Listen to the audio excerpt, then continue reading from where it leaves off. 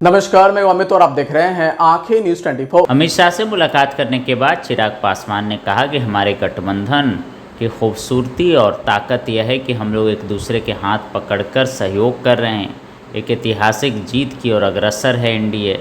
साल भर के भीतर 11 बार प्रधानमंत्री बिहार आ चुके हैं। अमित शाह से मुलाकात कर आने वाले दिनों में हम लोग कैसे कैंपेन को मजबूत करें उस पर चर्चा हुई है। महागठबंधन पर चिराग पासवान ने निशाना भी साधा। महागठबंधन अपने ही प्रत्याशी के सामने अपना उम्मीदवार दे रहा है और उन्होंने क्या कुछ कहा है, सुनिए इस वीडियो में। गठबंधन है, दूसरी तरफ एक ऐसा गठबंधन है एनडीए वाला जिसमें इतनी सहजता से सब होने के बावजूद भी हर रोज हम लोग यही प्रयास करते हैं कि किस तरीके से इस गठबंधन के स्वरूप को और मजबूत और खूबसूरत किया जाए।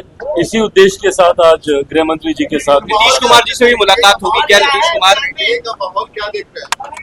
भाई, एनडीए का माहौल आप सब देख रहे हैं और ये जनता के बीच है। जिस सहजता से एनडीए ने अपने पांचों एलाइज को सम्मान देते हुए एक सहज नेगोशिएशन को संपन्न करने का कार्य किया।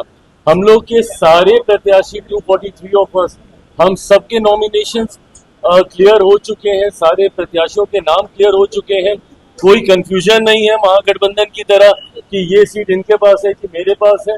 ऐसे में ये क्लैरिटी होने के बाद अब हम सब लोग जमीन पर उतर चुके हैं, कैंपेन कर रहे हैं। आज मैं स्वयं, मेरे प्रदेश अध्यक्ष, उनका नामांकन है गोविंदगंज, जब वहां जा रहे हैं तो हर कोई, हम लोगों ने तो अपनी कैंपेन की शुरुआत कर दी है। जहां महागठबंधन अभी तक एक दूसरे की दावेदारी को काटने का प्रयास कर कौन कह रहा है कि तेजस्वी तय है, जब गठबंधन ही नहीं कह रहा है कि भैया तेजस्वी तय है। तो ऐसे में जनता या अगर इनके कार्यकर्ता अगर ये सोचते हैं कि जनता इनको स्वीकार करेगी, मैं नहीं मानता कि जिस गठबंधन के भीतर इतनी कंफ्यूजन हो वो बिहार को एक विकास की सोच दे पाए। एनडीए में टिकट बंटवारे में सबसे बड़े खिलाड़ी के तौर पे आपके उभरने की चर्चा खूब हो रही है बिहार की सियासत में। बात बड़े छोटे खिलाड़ी की नहीं है, बात हर किसी के सामर्थ्य की है। और ये बात शुरू से रखी गई थी कि जो जहां से जीतने की क्षमता रखता है उसको वहां से मौका मिलना चाहिए। और मैं तो भारतीय जनता पार्टी और जनता दल यूनाइटेड का मैं धन्यवाद कहूंगा विशेष तौर पर, जो बड़ा दिल दोनों दलों ने दिखाया है।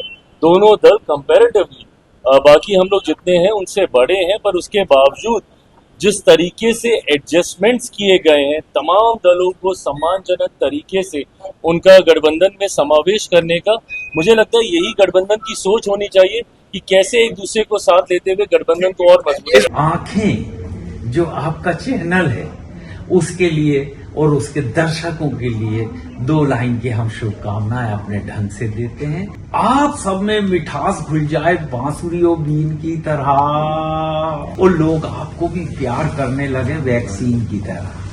हंसते रहें, मुस्कुराते रहें और देखते रहें आंखें न्यूज 24।